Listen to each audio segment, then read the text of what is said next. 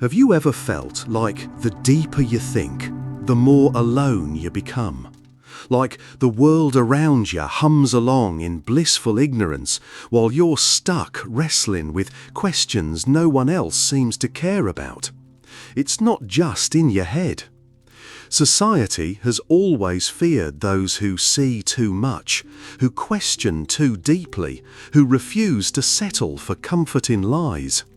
From Socrates to Nietzsche, from Galileo to Tesla, history shows us that brilliant minds are often ridiculed, silenced, or cast aside, not because they're wrong, but because they shine a light on truths most people would rather ignore. Arthur Schopenhauer, the philosopher of brutal honesty, called intelligence a curse, one that isolates those who see the world too clearly. But why does this happen? Why does society push away its deepest thinkers? And what does it mean for you if you've ever felt like an outsider for thinking too much? Let's start with a story. Imagine a man named Daniel sitting at a crowded coffee shop. He's surrounded by laughter, chatter, and the clinking of cups, but he feels like he's on another planet. Daniel's mind is racing. Questions about meaning, morality, and the chaos of modern life swirl in his head. He tries to share a thought with a friend, something about how social media distorts our sense of reality, drawing on Nietzsche's idea of the herd mentality. But his friend just shrugs, changes the topic to a viral video, and the moment passes. Daniel feels a pang of loneliness, not because he's arrogant, but because his mind craves depth in a world that seems obsessed with the shallow. Have you ever been Daniel?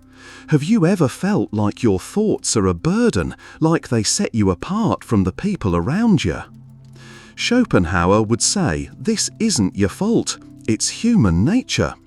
He believed that most people are driven by what he called the will to live, a blind, irrational force that pushes us towards comfort, pleasure, and survival.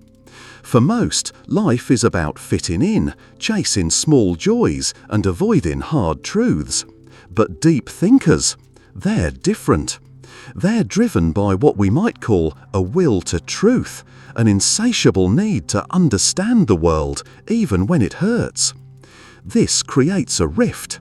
While others find meaning in relationships, routines, or fleeting pleasures, deep thinkers like you might feel disillusioned, seeing these things as distractions from bigger questions. Schopenhauer put it bluntly, a high degree of intellect tends to make a man unsocial. The more you see, the harder it is to connect with a world that prefers illusions. Let's think about why this happens. Picture a group of friends at a party. Someone brings up a controversial topic, maybe politics or the meaning of life. The room tenses. People shift in their seats, crack jokes, or quickly pivot to something lighter. Why? Because deep ideas challenge our egos. Psychologists call this the mirror effect. When you're around someone who thinks deeply, their presence reflects your own limitations back at you. It's not that you're trying to make others feel small. It's that your questions, your insights, force them to confront things they'd rather avoid. Nietzsche saw this too. He wrote about the herd, the majority who cling to shared beliefs for safety. To them, a deep thinker isn't just different, they're a threat. Your ideas don't just challenge their opinions, they challenge their entire sense of self. This isn't just philosophy, it's backed by science. Studies in neuroscience show that when people feel intellectually outmatched, their amygdala, the brain's fear center, lights up. Meeting someone who thinks more deeply than you can feel like facing a predator. It's not rational, but it's wired into us. For most of human history, survival depended on fitting into the tribe. Being too different, too questioning, could get you cast out, left to fend for yourself. So our brains evolved to prioritize social harmony over intellectual truth. When you bring up a complex idea in a casual conversation, you're not just sharing a thought, you're disrupting the group's balance. People don't reject you because you're wrong, they reject you because you make them uncomfortable. Let's go deeper with another story. Think of Anna, a woman in her 30s who's always been curious.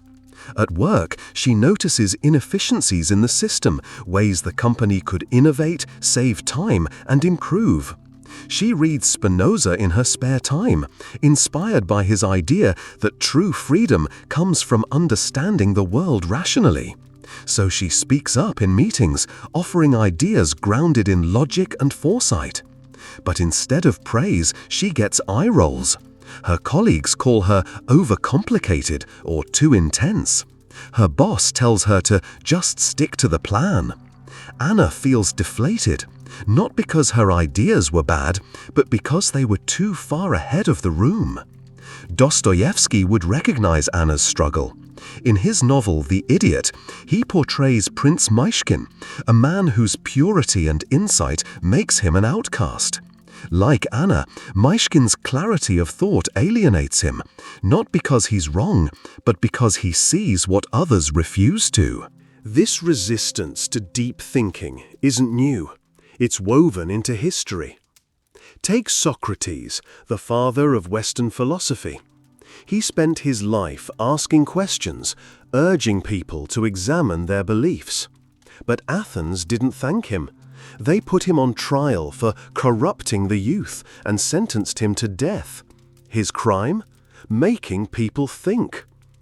Galileo faced a similar fate. When he proved the Earth orbits the Sun, he wasn't celebrated, he was branded a heretic, forced to recant and placed under house arrest. Nietzsche, too, was ignored in his lifetime, dismissed as a madman. His ideas about power, morality, and the death of God were too unsettling for his era. Yet today, we study these thinkers, build statues for them, and call them geniuses. Why? Because their ideas were too radical, too threatening to the status quo. So what does this mean for you, the modern deep thinker? Are you doomed to isolation like Schopenhauer warned? Not necessarily, but you need to navigate the world with care. Let's consider a few ways to do this, drawing on the wisdom of our philosophers. First, embrace solitude when it comes. Schopenhauer saw solitude as a privilege, a time for deep thinkers to create, reflect, and grow. Instead of fighting loneliness, use it to dive into books, art, or ideas that resonate with you. Second, find your tribe. Spinoza believed in the power of shared understanding.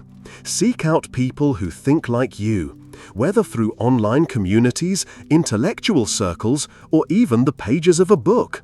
The right people will value your depth, not fear it. Finally, learn to bridge the gap. Machiavelli, ever the pragmatist, would advise you to present your ideas strategically, in ways that don't overwhelm. As Einstein said, if you can't explain it simply, you don't understand it well enough. Let's pause for a moment. Have you ever tried to share a big idea only to feel it fall flat? Maybe you were at a family dinner explaining something you'd been pondering for weeks, and the table went silent. Or maybe you posted a thought online, hoping for a spark of connection, only to get a few likes and no real engagement. That sting of rejection, it's real. But here's the thing, it's not about you. It's about a world that's wired for comfort, not truth. Carl Jung understood this. He believed that deep thinkers carry the collective shadow, the uncomfortable truths society represses. When you speak those truths, you're not just sharing ideas, you're holding up a mirror to humanity's fears and flaws. But there's hope.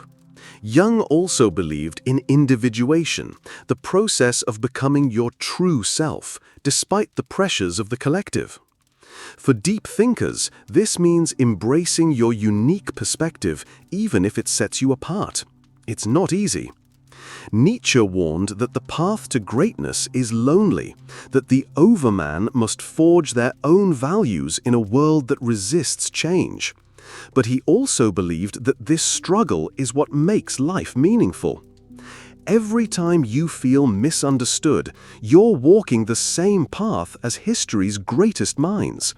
They were outcasts too, but their ideas reshaped the world.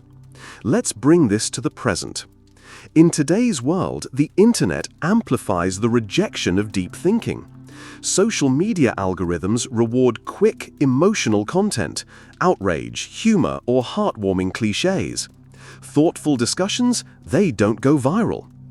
A 2023 study from MIT found that false information spreads 6 times faster than truth online because it's simpler and more emotionally charged. Deep thinkers face an uphill battle in this environment. Your nuanced, reflective ideas don't fit into a 15-second reel. But that doesn't mean they're worthless. It means they're rare, and rarity is valuable. Think about the people you admire most.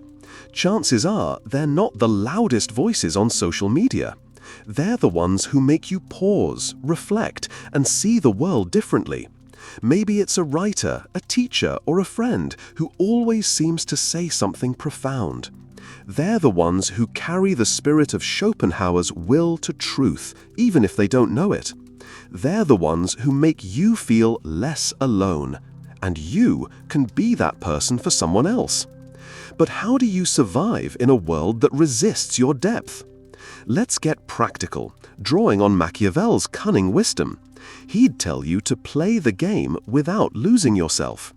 Share your ideas selectively with people who are ready to listen. Frame your thoughts in stories or questions that invite curiosity, not defensiveness. For example, instead of saying society's obsession with productivity is killing our souls, you might ask, have you ever felt like you're running on a treadmill, chasing goals that don't even matter to you? It's the same idea, but it feels less like a lecture and more like an invitation. Another story comes to mind. Meet Sarah, a young philosopher who loves Dostoevsky's Notes from Underground. She's passionate about his idea that suffering is essential to human growth. But at work, her colleagues dismiss her as too intense. One day, she tries a different approach.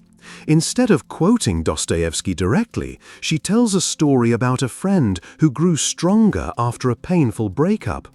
She ties it to the idea that pain can forge meaning. Her colleagues nod, share their own stories, and suddenly she's not the intense one anymore.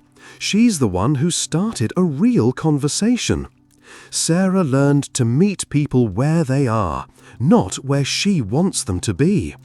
This brings us to a crucial point. Connection is possible, but it takes effort. Schopenhauer might say it's futile to seek understanding from the masses, but Jung would disagree. He believed in the power of archetypes, universal symbols that resonate with everyone.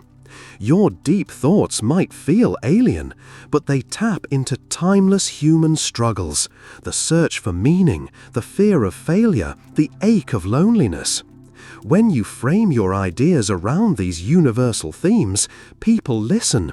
They might not fully get it, but they'll feel it. Let's reflect again.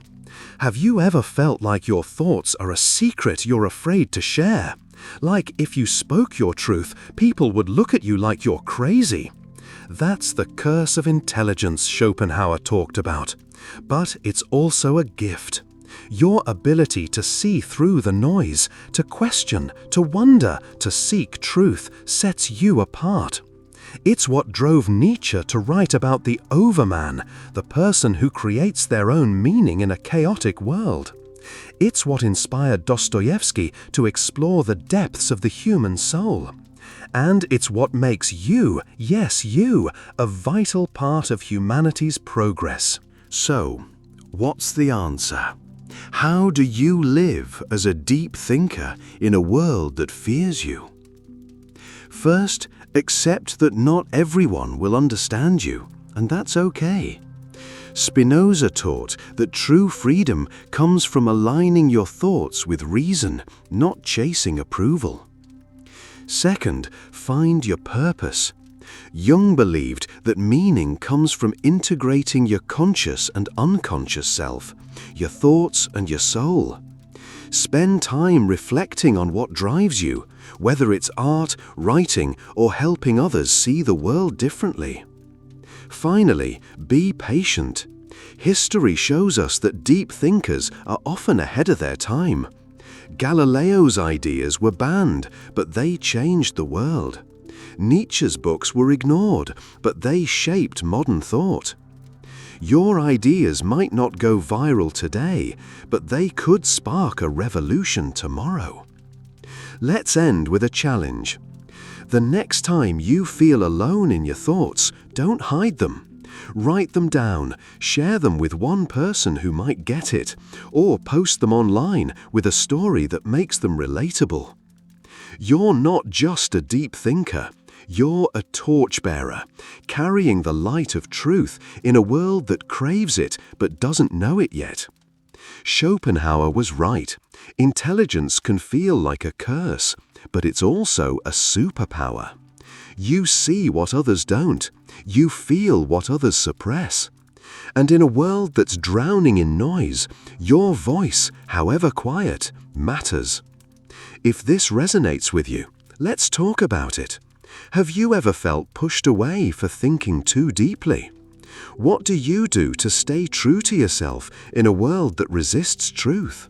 Share your story below. And if you want to keep exploring these ideas, hit that subscribe button. We're diving deeper into the minds of history's greatest thinkers, and we're just getting started.